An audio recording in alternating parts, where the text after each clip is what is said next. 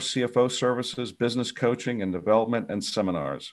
Roy has worked with hundreds of small businesses. Roy is a coach, not a consultant. Consultants tell you what to do. Coaches teach you how to do. Roy is also the author of The Alligator Business Solution, a small business competitive advantage. The book is a user manual guidebook for small businesses and covers all major business functions an owner must manage. Prior to founding Rockwell, Roy was the chief financial officer for DJ Powers. He was the controller for Savannah Manufacturing, and he worked for 29 years with Eastman Chemical Company in Kingsport, Tennessee. He has a BA in economics from Bethany College in West Virginia, an MBA in marketing, and a minor in management from Michigan State University, and he was the founder and chair of the Savannah CFO Council. Roy, when was the council founded? 2004. 2004. February 2004 was our first meeting. Roy is also the founder of Libraries for Kids International, a nonprofit helping establish libraries for rural schools in Kenya that don't have internet. And finally, he is a Vietnam veteran with 3 Bronze Stars, 2 Army Commendation Medals. And Roy, thank you for your service to the country, to your country. And now I will turn it over to Coach Roy Austin.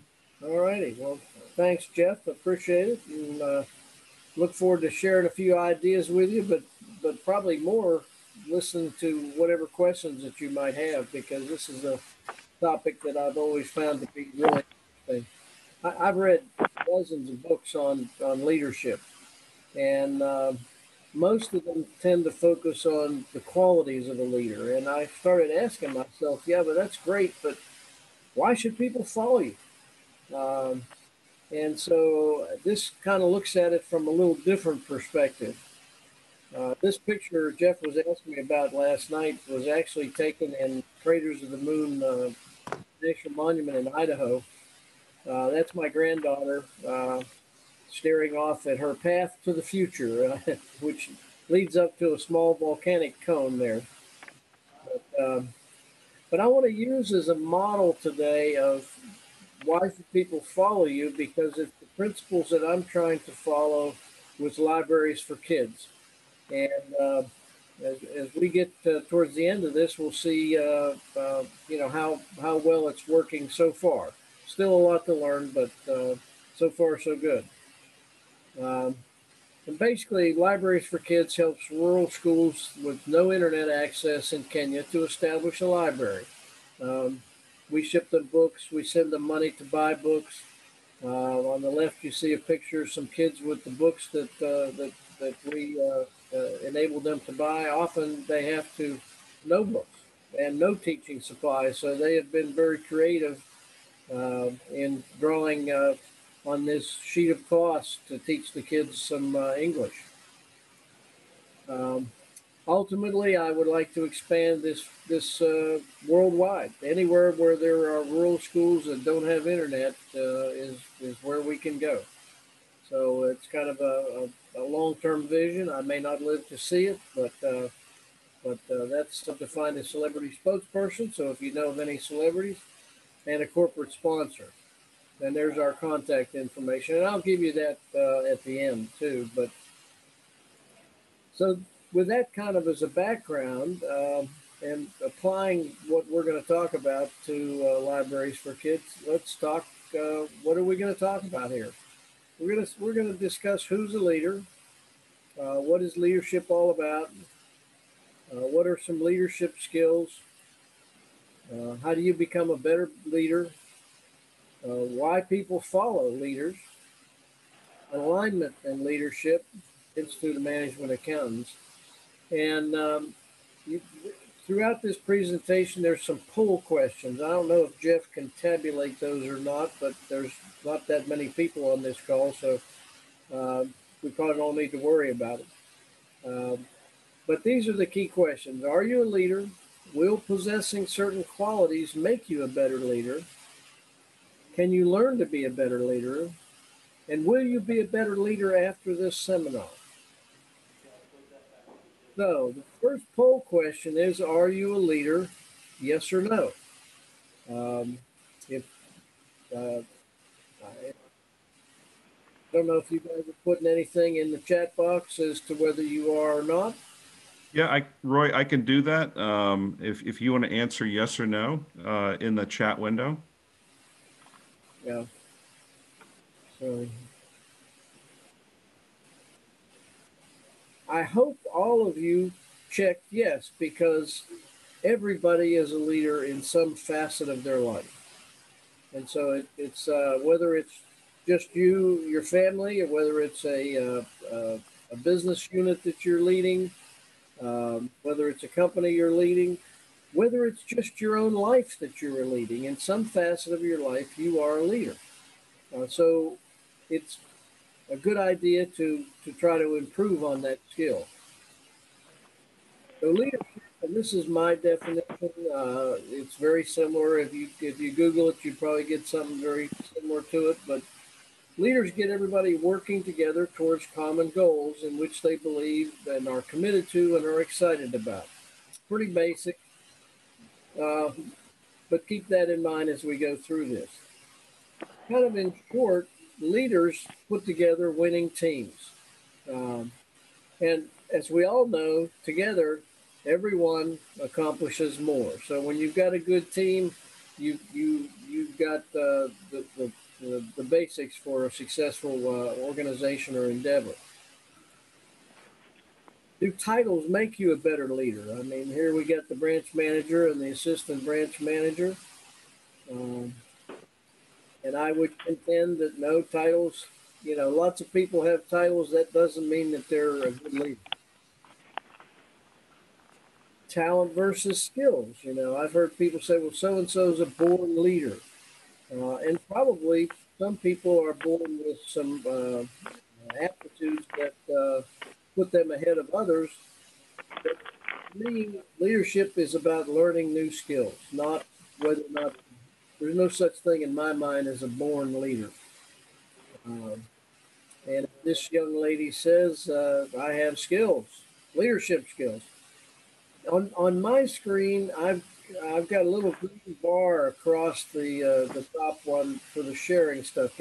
Are you all seeing that, or you see the whole slide? We see the whole slide, Roy. All right, it's just on my screen then. So here's the second polling question: Will possessing certain qualities make you a better leader? Yes or no?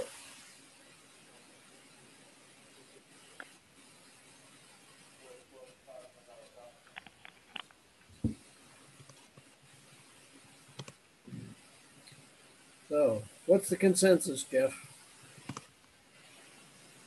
Um,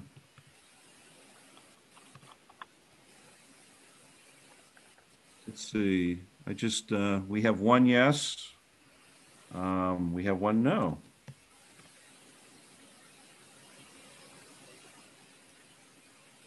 Okay. So we have three responses so far, Roy. We have Alrighty. two yeses and a no. All righty. Well, certainly they help, but let's look at this. This I got this from an article in Entrepreneur magazine a couple of years ago, and it outlined the 22 qualities of a leader. Uh, and as I read through this list, I almost wanted to throw up. Um, I mean, let's ask ourselves a question: What if somebody possessed all 22 of these qualities? Which is, you know, probably impossible, but, for sake of argument, let's say that somebody possessed all 22 of them, uh, including wonkiness, whatever that really means. Um, would you follow them just because they possess these qualities? And in my mind, I thought, no, I probably wouldn't follow them just because they possess these qualities. So,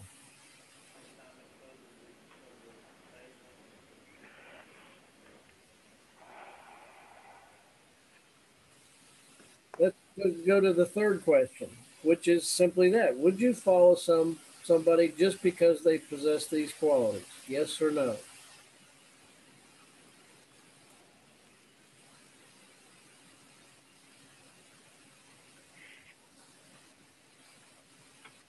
All right, I'm getting a message that says Zoom is not responding. All right. I get a choice to either close the program or, okay, looks like it's back. So most of the responses, Roy, were no to that last question. And that would be my responses. Leadership to me is more about behavior, not about do you have some born talent that you somehow were endowed with. Um, and sometimes, it's kind of hard to figure out which direction that you're trying to go. Um, and I've always liked this particular sign to keep right. Um, but let's ask ourselves this question: what is the number one key to being a better leader? And I think from my perspective, there's a very obvious choice. But in your chat box, what do you think? If we were in a live audience, I'd be asking people to respond and enter what they feel are the important things for a leader to do to becoming a better leader. Well, my screen is doing all kinds of funky things. So I'm going to put mine in there.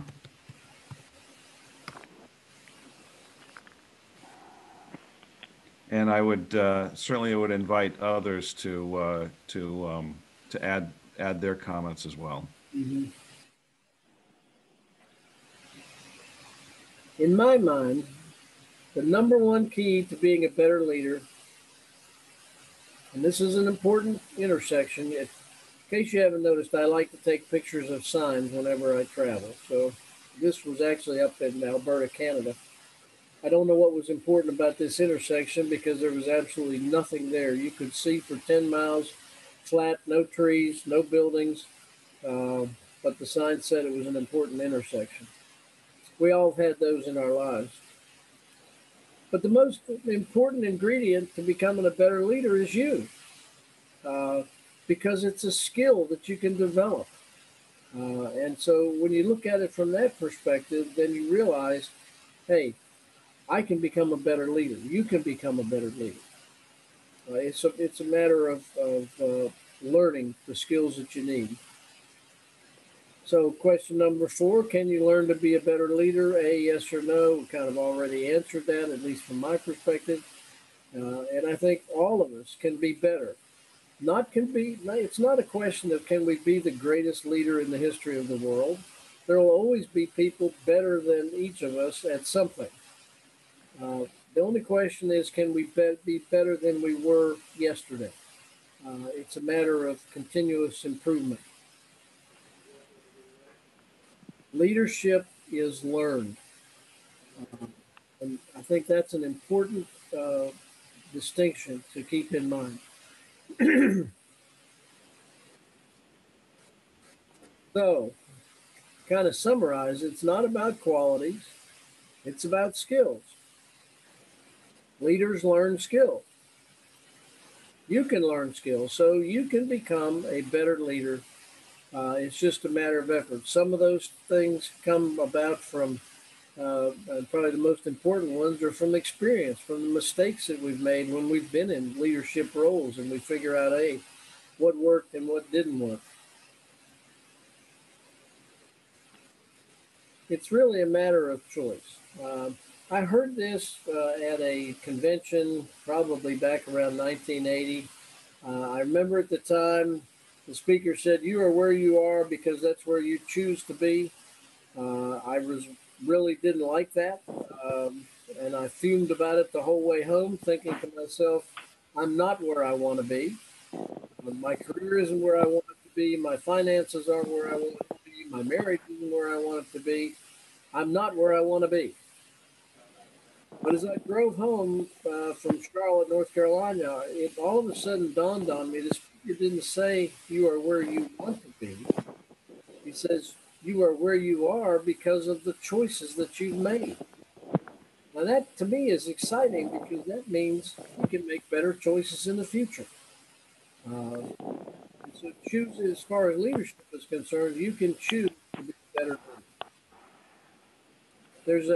I was at a convention for the Institute of Management Accountants, I want to say in 2001, and it was at the Opryland Hotel in Nashville at their national convention. And a man named Joel Eisner was recognized at the time as the financial executive of the year for IMA.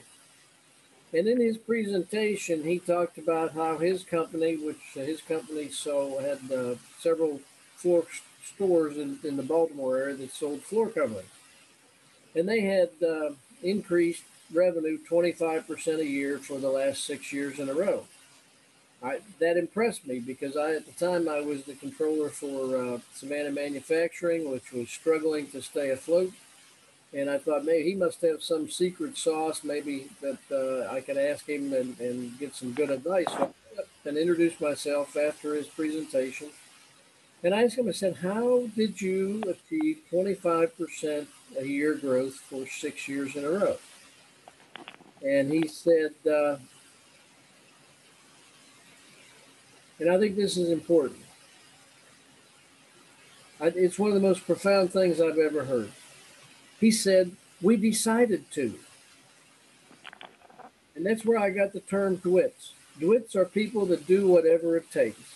You know, obviously it has to be moral and ethical and legal, but they're people that put forth the effort to become what they want to become. And it's a matter of deciding what you want to become.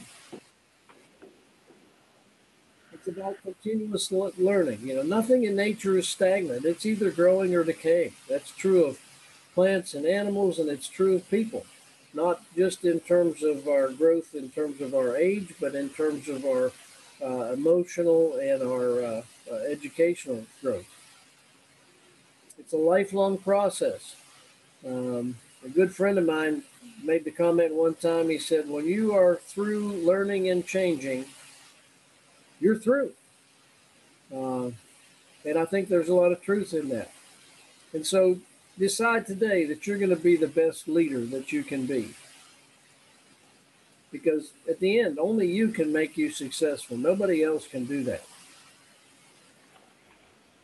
But what are some of the skills that you need? I think having a vision of what's possible is important.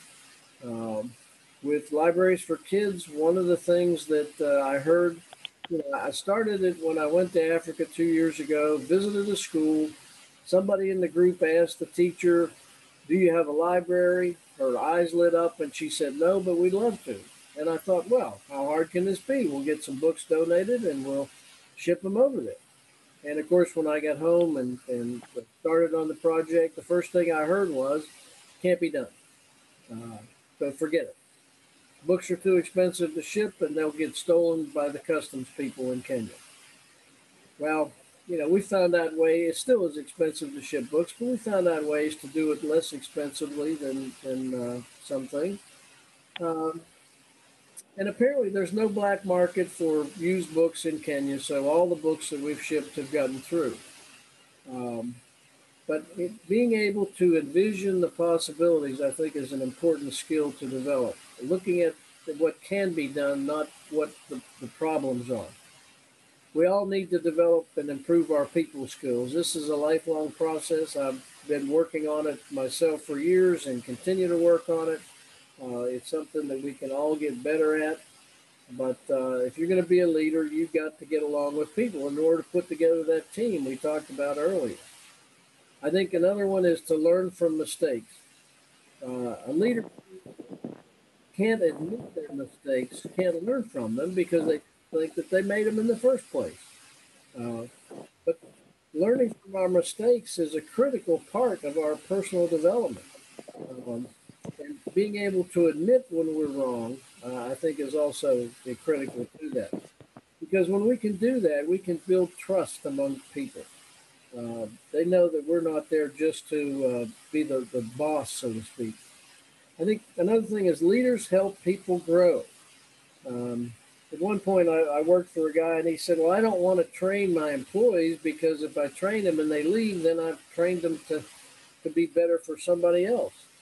And of course, what he was really saying was, I want uneducated, inept, inefficient people.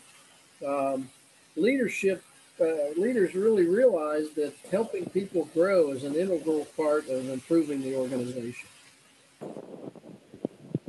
Leaders are able to accept contrary opinions. When I was writing the Alligator Business Solution, I had dinner one night with a friend of mine who was a fellow named Robert Elsner.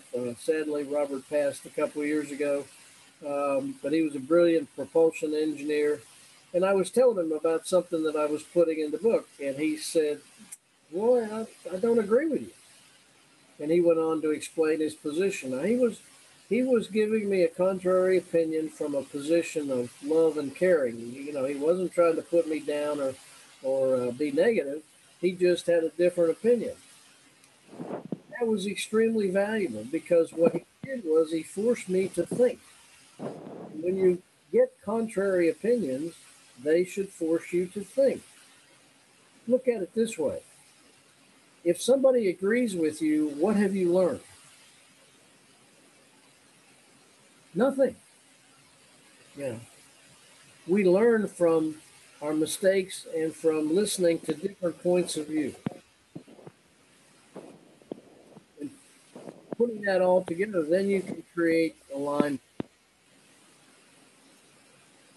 So let's talk about the seven things that I believe are critical for having people follow you. Number one, they will follow you if they share your vision, if it's something that excites them. They see where you're going and they want to be part of that. They believe in your purpose. Um, if so, then they're going to follow you. They have the same values. So it becomes important to define what your values are. They agree with your operating principles, or in other words, your culture or how you do things where your organization is. They feel comfortable there, so they're going to follow you. They understand why you're doing things. You know, how many times have you ever been in a situation and your boss says, "I want you to do this," and you don't understand how did he come to that decision? And you say, "Well, you know, why do we want to do it that way?" And he or she says, "Because I said so." Well, that doesn't build a lot of camaraderie. It doesn't build a lot of trust. So I think it's important sometimes for people to understand why the decisions are being made, even if they don't agree with them. At least they realize that there's some thought process that went into them. They believe that you care about them. And I think this is very important. When people believe that you care about them, and I just finished a book that I highly recommend called The Cohesion Culture by Dr. Troy Hall. And he talks about the importance of people being comfortable in the culture and that the organization cares about them. And finally, see, I can't see that last bullet point, but they trust you, and when they trust you, they'll be willing to follow you. So let's start with the vision. People commit to causes, not to plans.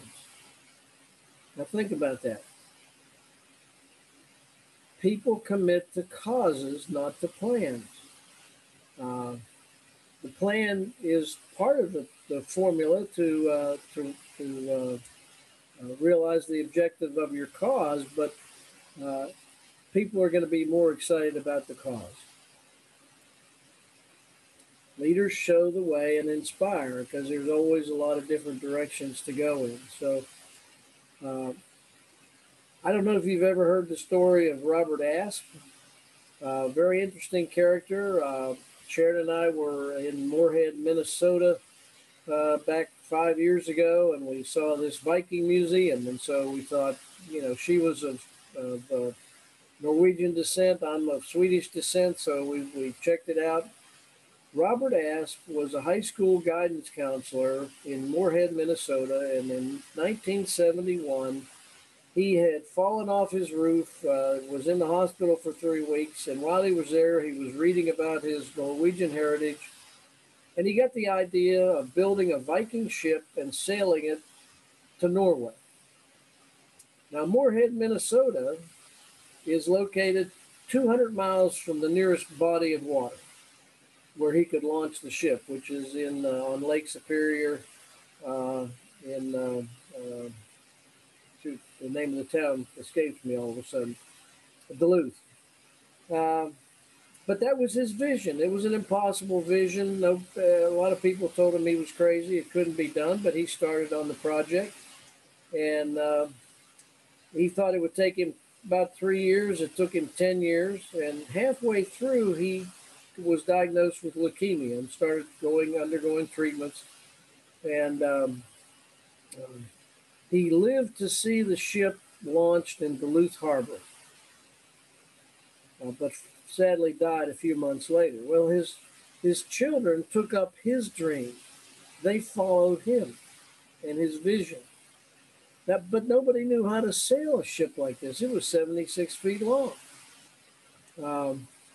And so they flew over to Norway. There were some smaller vessels similar in type to this that the fishermen used, and they were learning how to sail a ship like this, and they eventually convinced one of the fishing boat captains to come back and pilot the ship. And so they sailed from Duluth Harbor across Lake Superior, down through the locks to Lake Huron, down to Lake Erie, across Lake Erie to the Erie Canal, down the Hudson River. This picture was taken in New York Harbor, and eventually they sailed all the way across to the Atlantic to Norway. An impossible dream.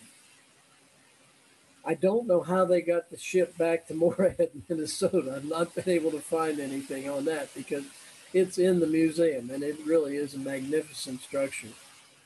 But it was a good example of an impossible dream, and he didn't let it stop him. And of course, his children followed him because of his dream. So if you look at success in terms of where you are today and where you'd like to be tomorrow, your vision, and you look at it in kind of climbing the staircase. And as we all know, there's going to be probably just as many down steps as there are up steps to get to where you want to go.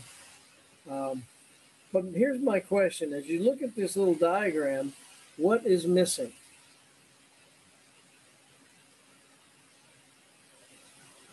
Think about that. And the obvious thing is, what's holding the staircase up? If you were to take a bunch of Legos and kind of stack them like this, they would fall over very quickly. And so it's important to have some fundamentals that support the staircase. And those, in my mind, are your fundamental purpose, your fundamental values, your fundamental operating principles, and your fundamental information system. They supply the support on your stairway to success. So let's talk about the fundamentals that lead to success. Because they are what define your business's philosophy and culture. I like to use the analogy of building a house in this regard. So the first thing you do when you build a house is, I know you excavate the land, but you lay down the foundation. And the four pillars we just mentioned of the foundation are the purpose, the values, the operating principles, and your information systems. Well, if we're building a house, what do we need next? Well, we need walls, right? And so the walls constitute what I would say is analogous to the functional departments of your organization, whether it's for profit or not for profit. Um, those need to be aligned with the foundation. Uh, when they are, everybody's operating on the same page with the same vision, the same purpose, the same values, the same culture, and it makes things a whole lot better. If if the walls are not aligned, what happens? In other words, if they're not plumbed, if when you're building a house, you're going to have doors and windows that don't fit. You if it's complete, way out of line, then the structural integrity is compromised, and the house is in danger of collapsing. And so alignment, I think, is important, but aligned to what? Aligned to your fundamentals, your foundation of your organization. Now, what ties it all together is, the kind of the IT department is the plumbing and the electrical that connects everybody in the organization. As we build our house, what's the next thing we need? We need a roof. And that's the risk management function, because that's what's protecting the organization. And when I wrote the Alligator Business Solution, I identified, I think it was either 17 or 18 risks. We most often think about risk management in terms of things that we can insure against, but there's a lot of other things that we cannot insure against, which constitute risk to our organization. What's the last thing, if you're building a house, that you're going to add?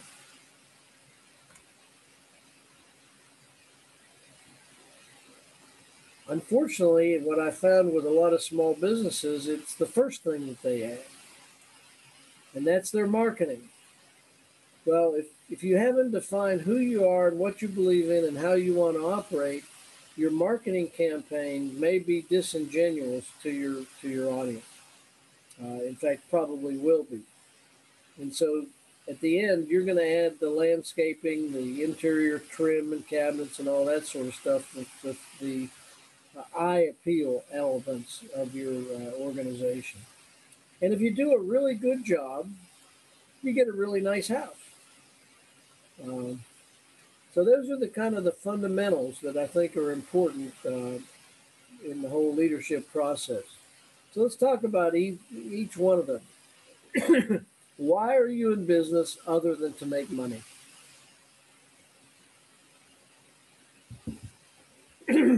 Obviously, an organization, a business needs to make money in order to grow, provide the services that it offers. But is that enough? Does that really get you out of bed in the morning and say, hey, today I get to get up and go to work and make money? Or is there something greater to it than that? And that's the fundamental purpose. What is your passion or cause? How will you benefit people? What problem do you solve? How do you make the world a better place?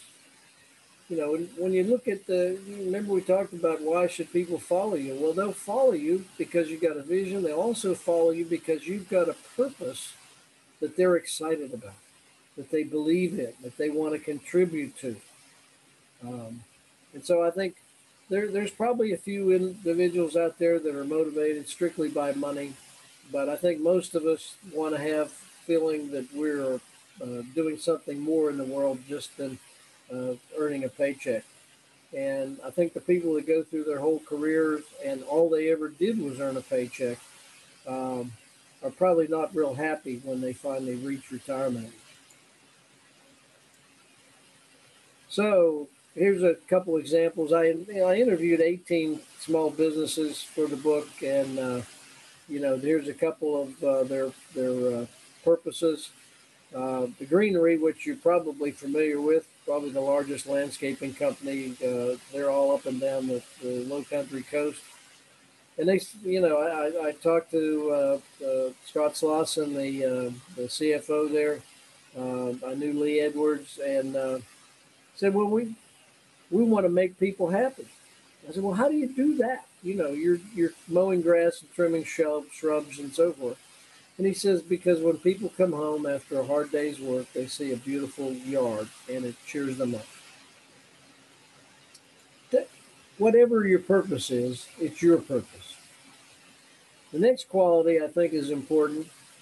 And as you think about these, think about them not only in terms of your organization, but in terms of your recruiting and retaining employees. You know, we all look for people that have experience and education that fits what we're trying to accomplish or fits a particular position. But does that necessarily fit the organization? So if you find when you're interviewing people, I highly recommend that you find out: are they excited about your vision? Do they share your purpose? Do they share the same values? If they don't share the same values, they're probably not going to fit in, and they're probably not going to last very long. And your values are the beliefs that you have that you will never, ever compromise. And if you do, they're going to cause all kinds of problems. I'm going to give you an example in a second. These are your beliefs about people, environment, business practices, family, spirituality. For everyone, their values are different. Uh, but defining them both as a person and as an organization, I think, is critically important.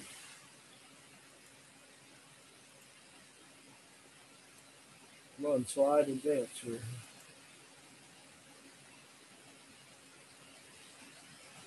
Okay, yeah, these are your ingredients for success, and they define who you are as a business and as a person. So here's a couple of the companies that I interviewed, what their values were. Let me pick on British Open Pub. Damien Hayes told me the story that, I mean, his was we only use the highest quality ingredient. And one time he had a pasta salesman that convinced him to use a less expensive pasta. Said, "Well, it's going to save you money. It's just as good as the other brands." And so he tried it. Now, one of his signature dishes was a beef stroganoff. Um, and he'd been using this pasta for about 6 months. And as he was walking around the restaurant talking to his customer, he stopped at a table with one of his longtime regulars and asked him, said, how is it? And the guy said, well, it's okay, but it's not as good as it used to be. And Damien said, oh my gosh, how many people have come through my restaurant and didn't get the experience that he wanted them to have in terms of having this wonderful beef stroganoff dish because he had compromised one of his values in terms of the quality of the ingredients. That's the kind of things that happens when you compromise your values. And you may or may not ever find out what the effect is. So determining and maintaining your values are critical. Your operating principles are how we do things here. How does your organization function? We're not talking about SOPs. We're talking about cultural things. They're the process for combining the ingredients in your business. But operating principles impose a consistency of action and decision making. One of the best examples of this, I think, is Southwest Airlines and their decision to only fly 737s. And what did that do for them? Well, for one thing, they only need one parts inventory. So that saves them money. Every mechanic can work on every single plane in the fleet. They don't need different mechanics to work on different types of planes. Every pilot can fly every plane in the fleet. And so by having this as one of their operating principles, it imposed a consistency of action and decision making. Here's a couple of them that came out.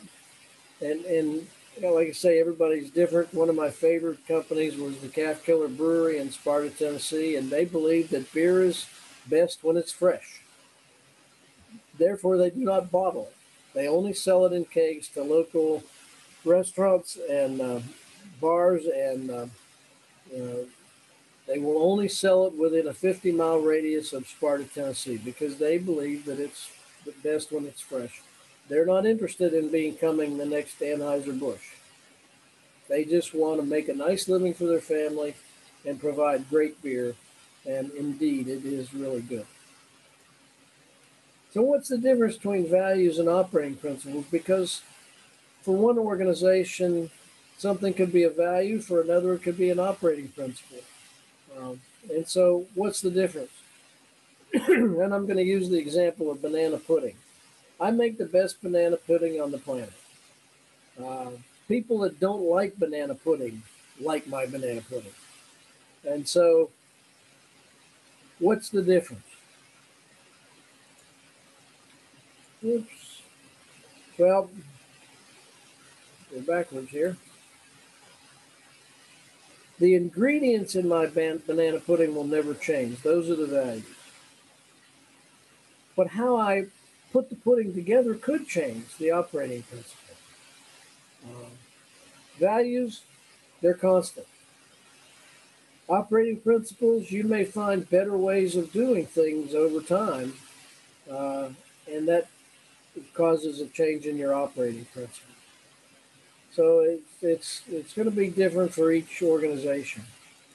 And finally, we're all financial people, and so information systems, and not just financial information. There's customer information, vendor information, all kinds of different information systems in your organization. But as we know, it's really hard to make a good business decision even if you have perfect information.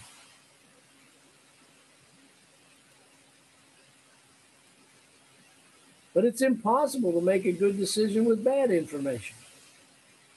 And so having the correct information, I think, is extremely important.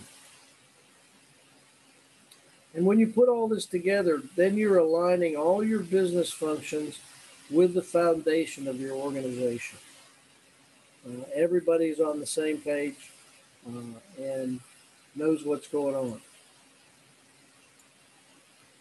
Alignment facilitates coordination across functions.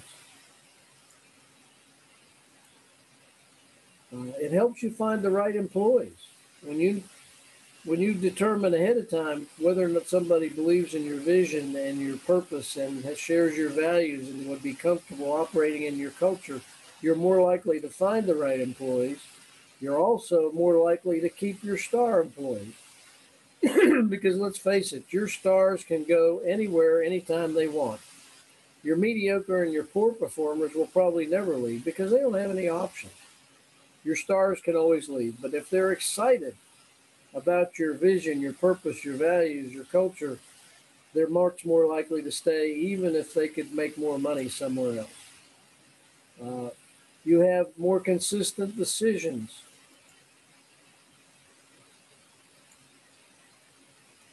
They help keep meetings on point. At one point, I chaired an advisory board to the Department of Correction, and we did this, and I made a big banner, and we had our purpose and our values and everything up on it. And you know how meetings go; they can get off on all kinds of side discussions. And when the meetings got off on a tangent, I would just point up to the banner and say, is this consistent with what we said, who we are, and what we're trying to accomplish? And it immediately brought everything back on point. Again, people are going to follow you if they understand why. And a great book on this is Simon Sinek's Start With Why, because it creates buy-in when they understand why. They may not agree with why you want to do something, but at least they understand the logic behind it. People will follow you if you care about them because that builds trust. And when they trust you, that creates loyalty, and they're much more likely to want to stay with you. The book I mentioned, Cohesion Culture, the subtitle is Retain Your Top Talent. That is, unfortunately, a lot of times when we hire people, we bring them into the organization. They've got the experience and the education that we were looking for, but we really don't do anything with them after that. Uh, that's just the beginning. So let's kind of review what we talked about earlier. People are going to follow you if they share your vision, they believe in your purpose, they have the same values, they agree with your operating principles, they understand why you're doing things, they believe that you care about them, and they trust you. And you put that all together, and then I think you're going to have an exciting organization. So here's the next question. Will you be a better leader after this seminar, after this presentation? Yes or no?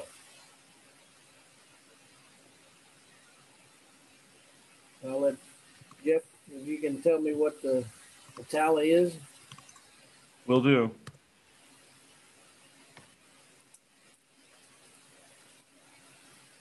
Roy, looks like we're getting a lot of very enthusiastic yeses. Okay. The answer is no. Okay. And you care to explain? How do you learn leadership? You learn it by doing it. You can take what you learned in books or presentations or articles and start to apply them, but it's only in doing that you really become a better leader. Um, Knowledge alone is probably not going to be helpful. So where do you get leadership experience? Well, for a lot of people, it's just volunteering with organizations, making mistakes, learning from those mistakes, finding out what works and what doesn't work. Uh, Hopefully, you've got some knowledge that will be a benefit going forward, but it's in the application that you'll become the better leader. It's a matter of experience and continuous learning. Obviously, books, seminars, articles, and podcasts and everything, those are all important in that process because it helps you define your concept of leadership. A couple of good books in this venue. Of course, Dale Carnegie, How to Win Friends and Influence People is his classic, but The Leader in You is really good. Nick Boothman has a great book called Convince Them in 90 Seconds. And of course, Simon Sinek has two books, which I love, Start With Why and Leaders Eat Last. And I think oftentimes leaders forget the fact that they are really the servants. And they are there to lead the organization, not to I'm trying to find the right word for it, but not to suck out of it, but to uh, help the organization itself be better. I'm having a hard time expressing what I mean here, but well, I think you're talking about servant leadership, Roy. right. You know, I mentioned this quote earlier, but Don Brashears is the chair of the Bluffton Chamber of Commerce, and he commented in a presentation one time, when you're finished learning and changing, you're finished. It's a lifelong process. We will never be the best leader that we can be, but we can always be a better leader than we are today.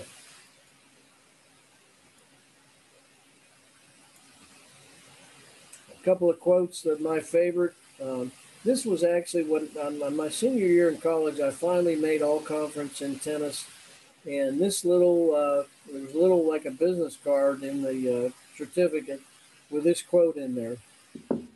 And it's been kind of my lifelong philosophy. We've each been given a bag of tools, a formless rock, and a book of rules, and each must make ere life has flown a stumbling block or a stepping stone. We all have those choices to make. I've made plenty of stumbling blocks in my life, but hopefully a few stepping stones. The Alligator Business Solution, obviously, that's my book. So how have we done with Libraries for Kids? Because I said I've tried to use this model in this organization. Well, prior to the pandemic, we had shipped to 11 schools about 1,000 books. We'd sent around $4,000 to help different schools buy textbooks because often 20 or 30 kids have to share one book. And then, of course, the pandemic shut everything down because the schools in Kenya were closed. Even the post office was closed where we were mailing the books to. But we had been working on an idea of shipping a container of 22,000 books to and that would create library in 150 schools. Well, a couple of things happened. As most of you know, my wife died in March, and I decided at the end of August that she had left me some money. We'd finally gotten all that straightened out, and I would fund a container. We partnered with an organization called Books for Africa. They have a warehouse full of books in Atlanta. You just tell them what kind of books you want. You submit an order form and tell them where you want the container shipped to, and they take care of all the arrangements, get it through customs, take care of the inland transportation to get it to a site, a storage site that we have found in a town called Kitui. So I decided it's $150,000 to ship a container, total all-in cost. Well, about a week after I decided to do that, Books for Africa came to us and said, we'll do a 2-for-1. Through the end of September, for every container you fund, we'll ship 2. So cool. So I had a donor that was inspired by that, and he and his wife talked about it and said, well, this is too good to pass up. We'll fund another container. Well, wow, we got 4 now. In August, WJCL TV did a story about us, and it went viral. It was in TV stations all over the country. I started getting calls and emails and donations from literally all over the world.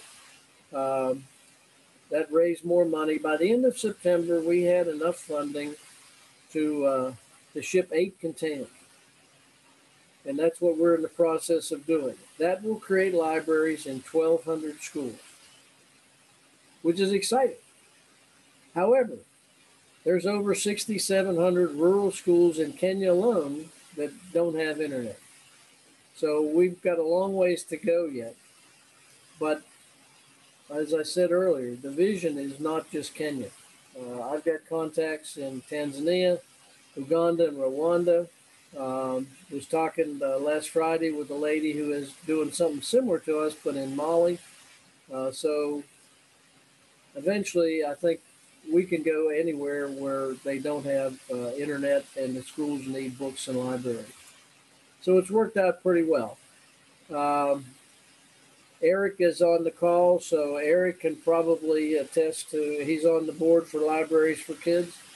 And so he can probably attest to what's going on. He's been a huge help to us, connecting us with various people, and he kind of chairs our shipping and receiving committee, where we got a storage location donated to us. So when we store books here, and then Eric and his committee take care of packing them up and mailing them to Kenya right now. So I would most appreciate if you could go to our website and check us out. See a lot of amazing stories there. If you know somebody that could be a benefit, that would be hugely appreciated also. As I said, we'd love to find a celebrity spokesperson or and a corporate sponsor. And I know Russ is on the call. These containers will be shipped out of Savannah. So when we get notice that they are coming to Savannah, we're hoping that we can be there when they're loaded on the ship and maybe get a little press coverage out of it. Yeah, we're very thrilled about that, Roy. And so let's make sure you get that press coverage. We're happy to help with that. Appreciate that, Russ. That's that will be an exciting day. Yeah. So anyway, is there any questions or comments in general?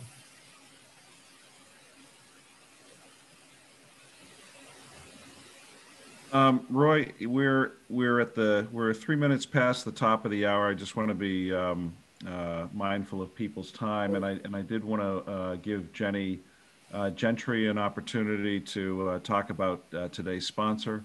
But Roy, I want to thank you again for your presentation today. It certainly was very interesting. I think what resonates for me is that comment that you made earlier about people commit to causes, not plans. And it kind of reminds me of the way that we wrote our strategic plan 2 years ago. We engaged all levels of people in the organization, and I think it's really something that's paid off for us over the last 6 months. Our leadership team has really come together to to get to meet the challenges of this pandemic. So thank you for your presentation. And Jenny, I did want to invite you to say a few things about our sponsor, J.P. Morgan Chase. Jenny Gentry is the executive director for J.P. Morgan Chase Commercial Banking in Savannah. And Jenny, take it away. Yes, we can. Just fine. Thanks. I can't hear. Yes.